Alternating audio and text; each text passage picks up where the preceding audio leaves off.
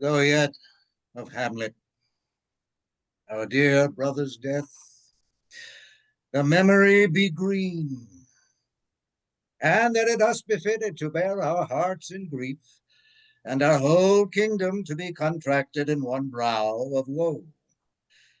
Yet so far hath discretion fought with nature that we with wisest sorrow think on him together with remembrance of ourselves. Therefore, our sometime sister, now our queen, the imperial jointress to this warlike state, have we as 'twere, with a defeated joy, with one auspicious and one dropping eye, with mirth in funeral, and with dirge in marriage in equal scale, weighing delight and dole, taken to wife. Nor have we herein barred your better wisdoms, which have freely gone with this affair along, for all. Our thanks. Now, follows that you know. Young Fortinbras, holding a weak supposal of our worth, or thinking our dear brother's death to be disjoint and out of frame, collegiate with this dream of his advantage, he hath not failed to pester us with message, importing the surrender of those lands lost by his father with all bonds of law to our most valiant brother. So much for him. Now, for ourselves and for this time of meeting, thus much the business is. We have here writ to Norway, uncle of young Fortinbras, who, impotent and bedrid, scarcely hears of this his nephew's purpose, to suppress his further gate herein, and that the levies, the lists, and full proportions are all made out of his subject.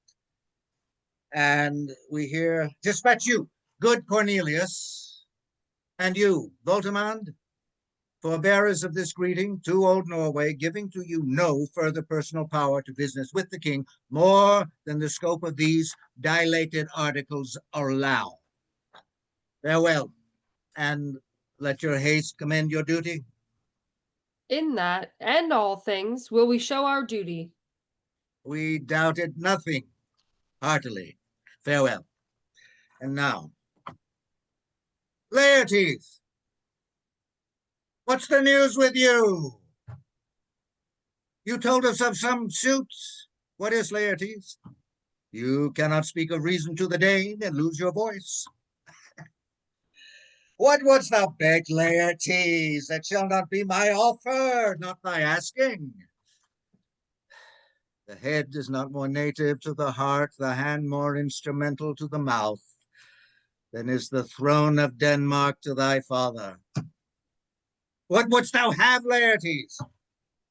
Dread my lord, your leave and favor to return to France, from whence, though willingly I came to Denmark to show my duty in your coronation, yet now I must confess that duty done, my thoughts and wishes bend again toward France, and bow them to your gracious leave and pardon. Have you your father's leave? What says Polonius? He hath, my lord. I do beseech you give him leave to go. Take thy fair hour, Laertes, time be thine, and thy best graces spend it at thy will. But now, my cousin Hamlet and my son, a little more than kin, and less than kind. How is it that the clouds still hang on you? Oh, not so, my lord. I'm too much in the sun. Good Hamlet, cast thy knightly colour off, and let thine eye look like a friend on Denmark. Do not forever with thy veiled lids seek for thy noble father in the dust. Thou know'st 'tis common, all that lives must die, passing through nature to eternity. Aye, madam, it is common. If it be, Why seems it so particular with thee? Seems, madam? Nay, it is. I know not seems. 'Tis not alone my inky cloak, good mother, nor customary suits of solemn black, no windy suspiration of forced breath, no, nor the fruitful river in the eye, nor the dejected behavior of the visage, together with all forms, mood, shows of grief that can denote me truly. I mean, these indeed seem, with their actions that a man might play. But I have that within which passeth show. These but the trappings and the suits of woe. 'Tis sweet and commendable in your nature, Hamlet, to give these mourning duties to your father. But you must know, your father lost a father, that father lost his, and the survivor bound in filial obligation for some term to do obsequious sorrow. But to persever in obstinate condolement is a course of impious stubbornness. 'Tis unmanly grief. It shows a will most incorrect to heaven, a heart unfortified, a mind impatient, an understanding simple and unschooled.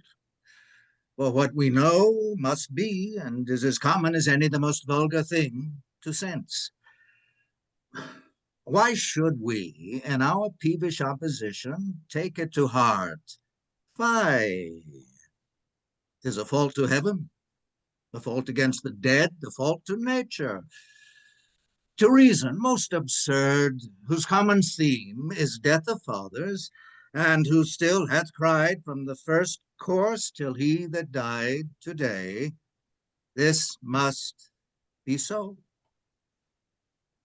We pray you, throw to earth this unprevailing woe, and think of us as of a father.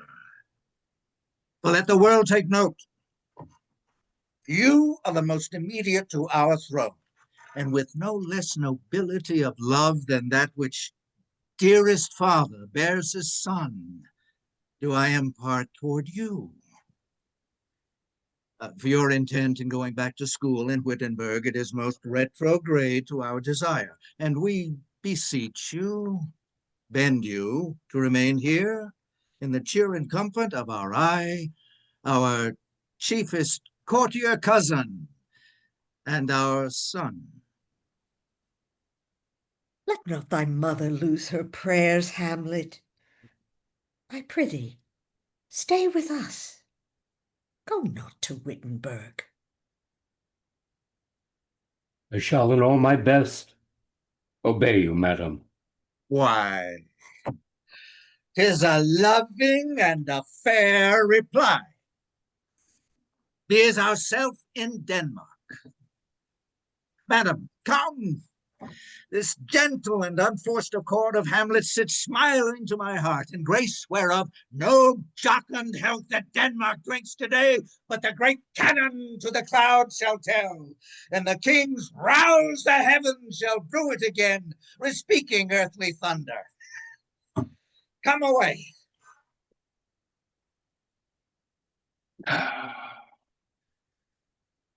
That with too solid flesh would melt, thaw, and resolve itself into a dew. Or that the everlasting had not fixed his cannon 'gainst self-slaughter. Oh God! Oh God! How weary, stale, flat, and unprofitable seem to me all the uses of this world. Fie on it! Ah, fie! 'Tis an unweeded garden that grows to seed things rank and gross in nature possesseth merely. That it should come to this, but 2 months dead. Nay, not so much, not 2. So excellent a king, that was to this Hyperion, to a satyr, so loving to my mother that he might not, between the winds of heaven, visit her face too roughly. Oh, heaven and earth, must I remember? Why, she would hang on him, as if increase of appetite had grown by what it fed on, and yet within a month. Oh, let me not think on it. Frailty, thy name is woman. A little month, and yet the shoes were old, with which she followed my poor father's body like Niobe, all tears. Why, she, even she, oh, heavens, a beast that wants discourse of reason would have mourned longer. Married with mine uncle, my father's brother, but no more like my father than I to Hercules. Within a month, ere yet the salt of most unrighteous tears had left the flushing of her galled eyes, she married. Most wicked speed, to post with such dexterity to incestuous sheets. Oh, it is not, nor it cannot come to good. That break my heart, for I must hold my tongue. Hail to your lordship. I'm glad to see thee well, Horatio, or I do forget myself. The same, my lord, and your poor servant ever. Oh, sir, my good friend, I'll change that name with you. And what make you from Wittenberg, Horatio? Marcellus. My good lord. I'm very glad to see you. Well, good even, sir. But what in faith make you from Wittenberg? Horatio. A truant disposition, good my lord. Oh, I would not have your enemies say so, nor shall you do mine ear that violence to make a truster of your own report against yourself. I know you are no truant. But what is your affair in Elsinore? We'll teach you to drink deep ere you depart. My lord, I came to see your father's funeral. I prithee, do not mock me, fellow student. I think it was to see my mother's wedding. Indeed, my lord, it followed hard upon. Oh, thrift, Horatio, the funeral baked meats did coldly furnish forth the marriage tables. Would I had met my dearest foe in heaven ere I had ever seen that day, Horatio. Ah, my father, methinks I see my father. Oh, where, my lord? In my mind's eye, good Horatio. I saw him once. He was a goodly king. He was a man. Take him for all in all. I shall not look upon his like again. My lord, I think I saw him yesternight. Saw? Who? My lord, the king your father.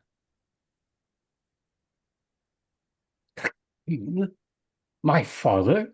Season your admiration for a while, with an attent ear, till I may deliver upon the witness of these gentlemen this marvel to you. For heaven's love, let me hear. 2 nights together had these gentlemen, Marcellus and Barnardo, on their watch in the dead waste and middle of the night, been thus encountered. A figure like your father, armed at all points exactly, cap a pie, appears before them, and with solemn march goes slow and stately. By them thrice he walked, within his truncheon's length, whilst they, bestilled almost with jelly, with the act of fear, stand dumb and speak not to him. This to me in dreadful secrecy did they impart, and I with them the third night kept the watch. Whereas they had delivered both in time, form of the thing, each word made true and good, the apparition comes. I knew your father. These hands are not more like. But where was this? My lord, upon the platform where we watched. Well, did you not speak to it? My lord, I did, but answer made it none. Yet once methought it lifted up it head, and did address itself to motion, like as it would speak. But even then the morning cock crew loud, and at the sound it shrunk away in haste, and vanished from our sight. Ah, 'tis very strange. As I do live, my honored lord, 'tis true. And we did think it writ down in our duty to let you know of it. Indeed, indeed, sirs. But this troubles me. Hold you the watch tonight? We do, my lord. Arms, say you? Armed, Arm, my lord. From top to toe? my lord. My lord, from head to foot. Ah, then saw you not his face? Oh, yes, my lord, he wore his beaver up. What? Looked he frowningly? A countenance more in sorrow than in anger. Oh, pale or red? Nay, very pale. And fixed his eyes upon you? Most constantly. Oh, I would I had been there. It would have much amazed you. Very like, very like. Stayed it long? While one with moderate haste might tell 100? Longer. Longer. Not when I sought. His beard was grizzly? No. It was, as I've seen it in his life, a sable silvered. I'll watch tonight. Perchance 'twill wake again. I warrant you it will. If it assume my noble father's person, I'll speak to it, though hell itself should gape and bid me hold my peace. I pray you all, if you have hitherto concealed this sight, let it be trebled in your silence still, and whatsoever else shall hap tonight, give it an understanding, but no tongue. I will requite your loves. So fare you well. Upon the platform, twixt 11 and 12, I'll visit you. Our duty, Our duty Our to duty your honor. to your honor. Your love as mine to you. Farewell. God, my father's spirit in arms. All is not well. I doubt some foul play. Would the night were come. Till then, sit still, my soul. Foul deeds will rise, though all the earth o'erwhelm them to men's eyes.